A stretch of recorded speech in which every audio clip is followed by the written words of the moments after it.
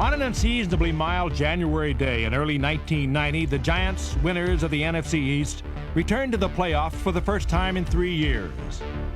Their objective against the LA Rams was to control the ball on offense and contain Jim Everett's highly explosive aerial attack.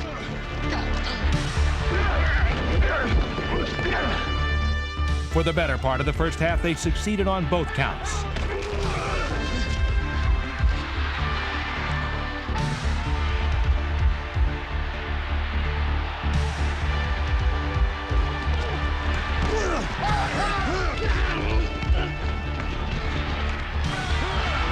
After taking a 6-0 lead, however, disaster struck late in the second quarter. A costly turnover led to a Ram touchdown and a subsequent 1-point LA lead. But as they had done all season long, the Giants fought back.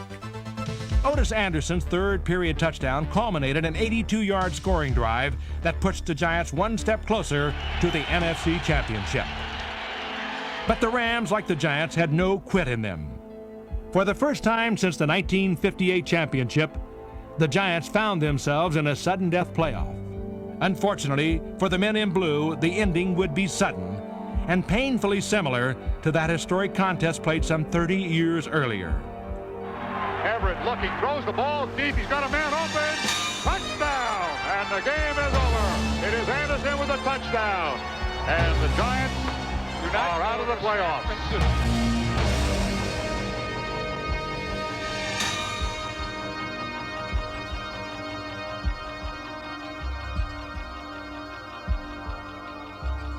An eerie, protracted silence descended upon Giant Stadium on that mild January day. It was a sharp contrast to the battle cries of victory that carried from the rafters of Giant Stadium to the playing field of 1989.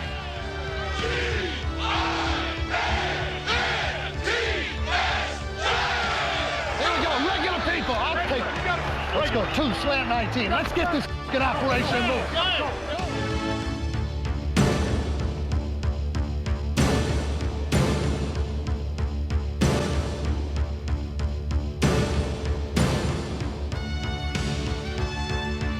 The 1989 Giants were a curious group of overachievers who soared above and beyond what was expected of them.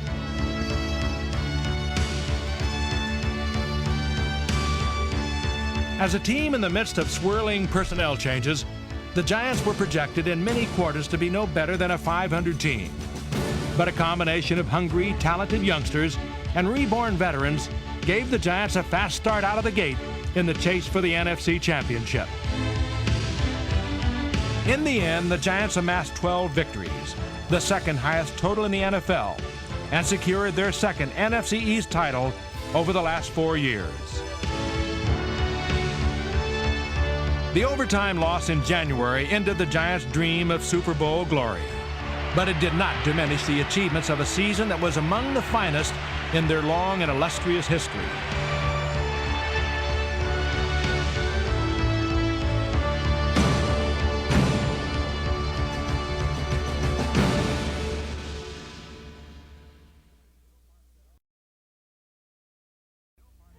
In 1989, Bill Parcells sported a trim physique and even a new stylish haircut, symbolic perhaps of the changes his team faced in the new season. It's a team that's in transition. My objective is, while you're making this transition, don't let your team slip too far and try to win while you're doing it. The Giants did indeed remain competitive despite numerous shakeups in both starting lineups. Eric Howard took over as full-time nose tackle, while rookie safety Myron Guyton, number 29, stepped in as a starter and played with veteran savvy. In the middle it is, intercepted, taken down by Guyton, the 40, the 35-yard line, Myron Guyton. Newcomer Steve Diassi, number 99, provided power and depth at linebacker, while Sean Landetta's net punting average soared thanks to hustling Plan B acquisition Renee Thompson. He has the ball, puts it up from the 45, looks good, it's inside the 5, down to the 5-yard line. A slew of injuries could have crippled a lesser team, but a group of unsung heroes kept the Giants alive by admirably filling the shoes of sideline starters. Both Zeke Moat and rookie tight end Howard Cross, number 87, filled in capably for Mark Bavaro. Big John Washington, number 73, was there when Eric Dorsey went down, while the Giants won 2 straight games with Jeff Hostetler subbing for Phil Simms.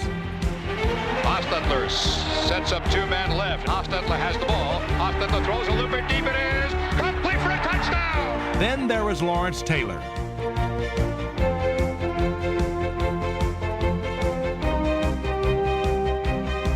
Seriously injured for the first time in his career, Taylor simply refused to be replaced. More than ever, LT was an inspirational force on a young team looking for leadership. From the regular season closer against the Raiders to the stunning season opener in Washington. Taylor and the defense set the tone on that memorable Monday night and helped to put the ball into the hands of the Giants' revamped offense.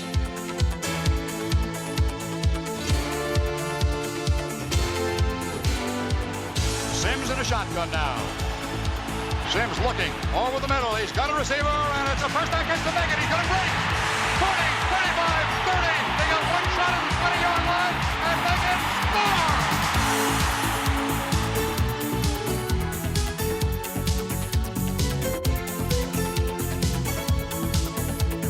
The Giants stormed out to a big early lead. Although they stumbled a bit in the fourth quarter, Raul Alegre's last-second theatrics gave them a much-needed confidence-boosting victory. Spotted at the 42-yard line. Set. Kick. It's got the distance, baby. It's going to be good! It was the beginning of a wild 9-week stretch where the Giants amassed 8 victories.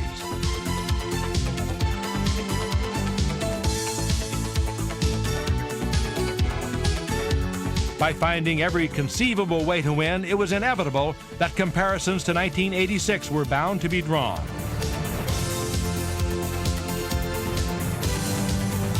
I certainly don't have the same feeling I had in '86 because I knew exactly what we could do in '86. This year, it's been almost an adventure every week.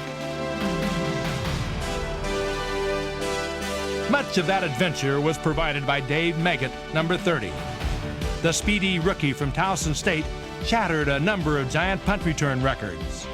This 5th-round draft pick also proved to be the steal of the draft by displaying versatility as a backfield receiver. Back goes Simms.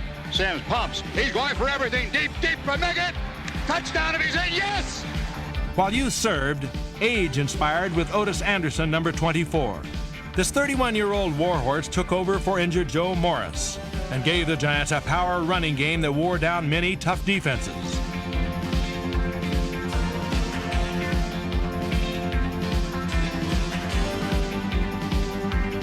In a year noted for gray-haired pop stars making triumphant comebacks, O.J. was sweet music to the Giants' ears as he rocked and rolled his way to 1,000 yards and 14 touchdowns.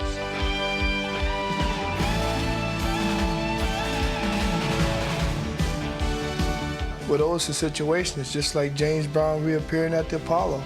I mean, everybody thought he couldn't do it, and he made his comeback. His debut was successful, and from now, the guy's he's just steadily rolling along.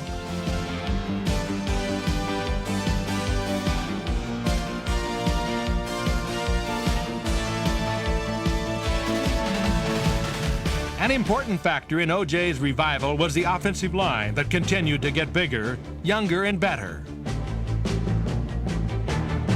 With these youngsters still maturing and with Phil Simms hampered by a sore ankle, the Giants put less emphasis on the passing game. But their fine trio of third-year receivers continued to demonstrate explosive game-breaking abilities. Secret in motion to the right side. Simms has the ball. Simms in trouble. Throws. Complete to Baker. Gets away from the tackle. He might be gone. 10, 5. Touchdown. Simms looking long. Throws long. He's got a man. Complete. 10, 5. And he scores. Ingram. Stephen Baker, Mark Ingram, and the Giants' reception leader Odessa Turner possessed the kind of gift of grab that was also apparent in the improved secondary of Guyton, Williams, Collins, and Kennard.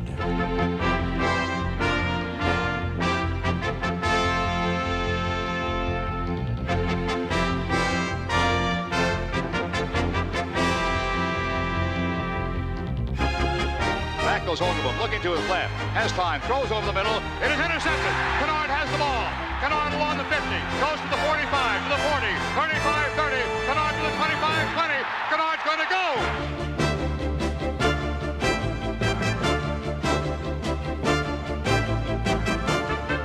In 1989, the Giants' defense, while less physical than its recent predecessors, was certainly more opportunistic. This was a key factor in two important come-from-behind triumphs over the Redskins and Vikings in October. That's the way to play, baby. Need another turnover. Play hard. He's looking to his right, ribbon, throws over the middle. He's got his man, Clark, at the 50-yard. Fumble. Giants might have it. Yes. Come on, baby, let's go. Come on, baby, let's go. Ingram in motion left, reversing right. Sims has the ball. He throws. Touchdown, Odessa Carter.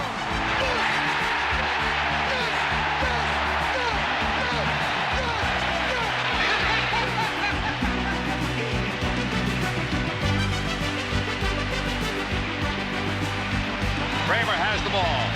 Kramer rushed. They throw, and it is intercepted. Pepper Johnson. Pepper to the 30, 25-20. Pepper to the 15. Pepper might score. Touchdown. Kickoff is high. Flutters a bit. It's going to come inside the 5. Anderson's got it at the 3. 5, 10, 15. Bam! What a tackle. Three ball. The Giants have it at the 10. Lewis Tillman made the hit.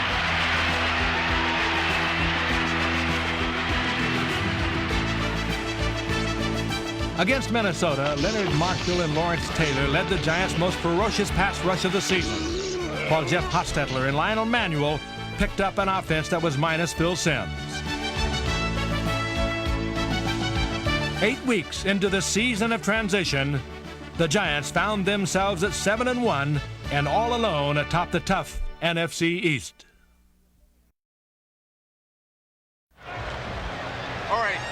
With many player changes, continuity was provided by the largely unchanged Giant coaching staff. No penalties, all right? No penalties, and we're going to go return to 37. On the right 35, one we ran on a quick hit. Yeah. There's a scene out here, we base that out, right? I know, but the end's here.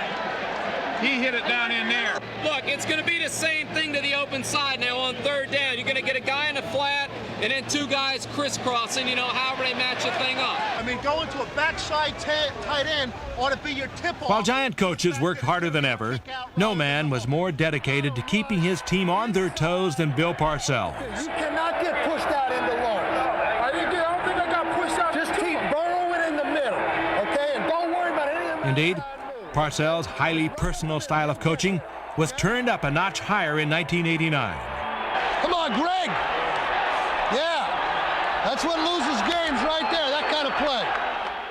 It was just a question of maybe myself being a little bit more vocal, being a little bit more communicative to these new players here, so they started to get an impression of Bill Parcells.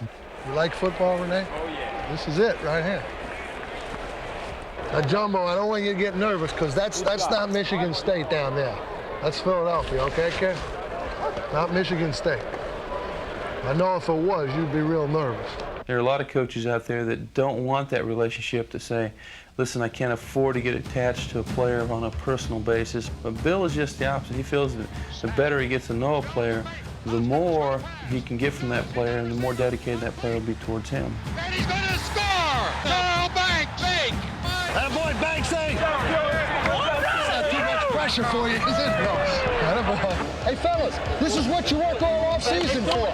This is why you lift all them weights. This is why you do all that.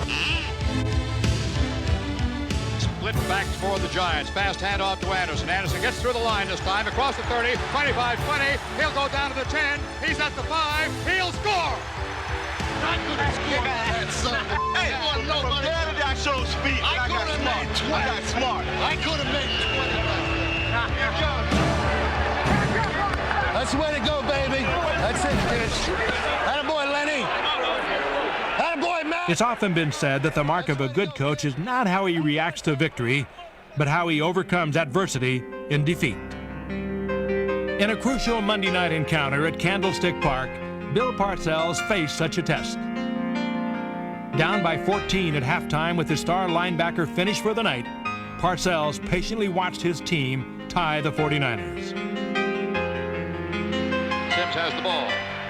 Sims throws, complete to the left side. Megan out of the backfield, 50, 45, 40, 35, 30, 25, 20, 15, 10. He'll score!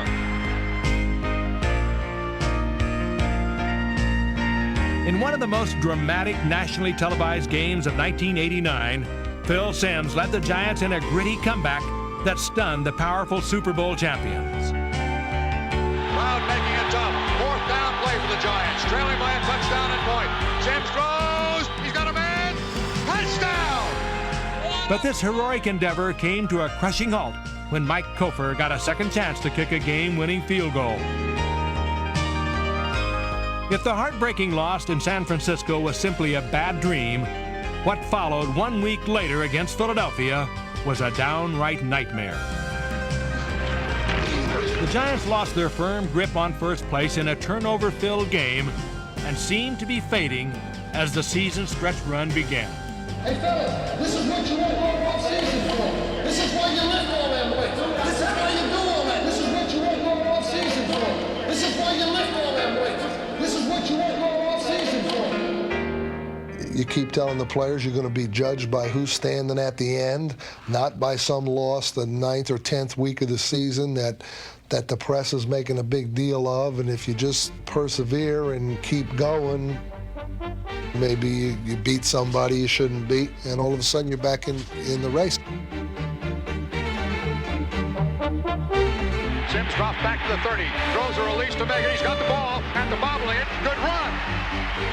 Across midfield, 45-yard line. He might make it. He's down to the 35, 25. He's going to go in. Even in the best of conditions, Denver's Mile High Stadium is a most inhospitable place. But it was this unlikely sight where the Giants heeded the words of their coach and turned their fortunes around.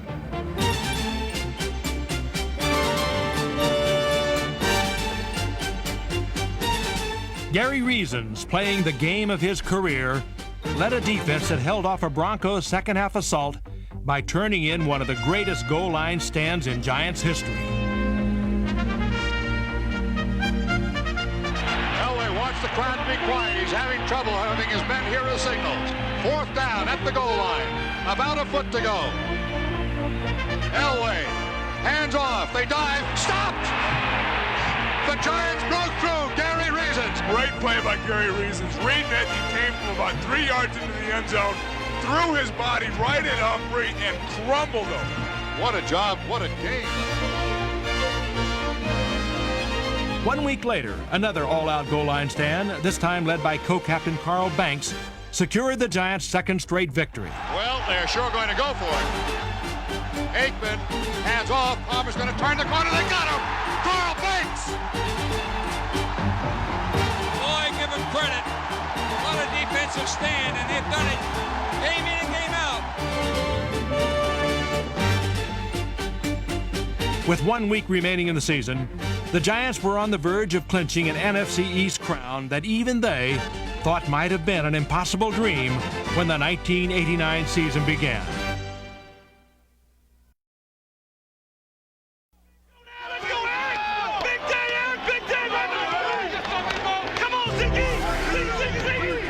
Wind is coming out of the west at about 12 miles an hour.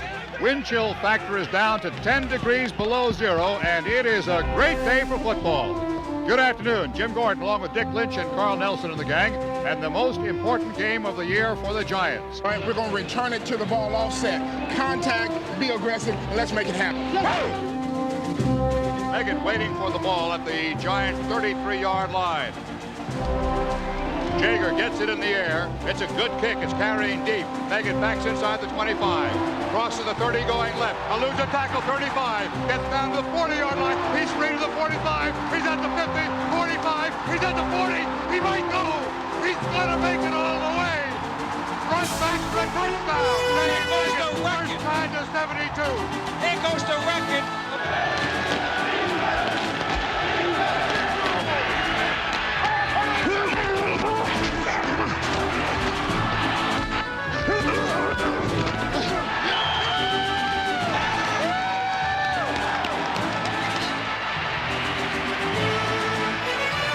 Sims is going to pass the ball. If he's given a chance, he's throwing deep. It is complete at the 10-yard line. Howard Cross.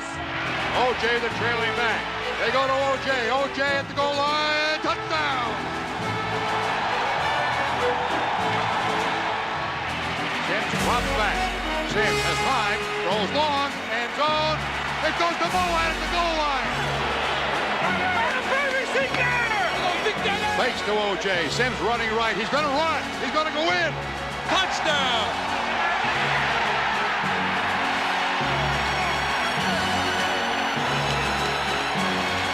Berline looking. There's nobody open. Now he finds somebody. Intercepted.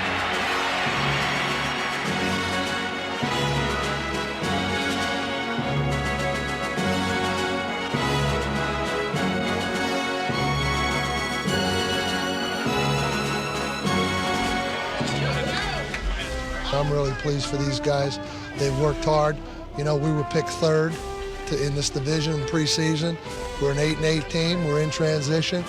I hear everybody talking, you know, this and that, but, you know, we got 12 wins, you know, and I'll take that every year in this league and take my chances.